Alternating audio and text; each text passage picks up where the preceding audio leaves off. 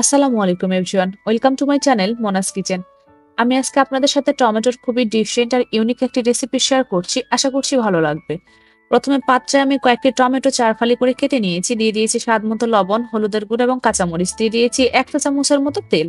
তারপর খুব ভালোভাবে নেড়ে চেড়ে দিয়ে দিয়েছি পরিমাণ মতো পানি। এরপর ঢাকনা আটকে এটাকে আমি খুব ভালোভাবে সেদ্ধ করে নেব। আমি এখানে প্রেসার কুকার ব্যবহার করেছি, আপনারা চাইলে কড়াইয়ে ঢাকনা দিয়েও সেদ্ধ করে নিতে পারেন, যেহেতু টমেটো সেদ্ধ হতে খুব বেশি একটা সময় লাগে না।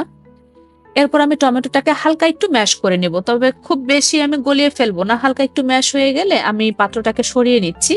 এরপর কড়াইয়ে সামান্য একটু তেল গরম করে আমি এখানে রসুন থেতো করে রাখা ছিল সেটা আমি দিয়ে দিচ্ছি। এই রান্নার এক্সট্রা কোনো মশলার প্রয়োজন পড়ে না। এটা কিন্তু খেতে খুবই দুর্দান্ত হয়, এর সঙ্গে একটু আলু ভর্তা হলে বেশ জমে যায়। আশা করছি আজকের এই রেসিপিটি আপনাদের ভালো লাগবে। যদি ভালো লেগে থাকে তাহলে আমার চ্যানেলে ফলো দিয়ে আমার পাশে থাকবেন। সবাই ভালো থাকবেন, সুস্থ থাকবেন। আসসালামু আলাইকুম, আল্লাহ হাফেজ।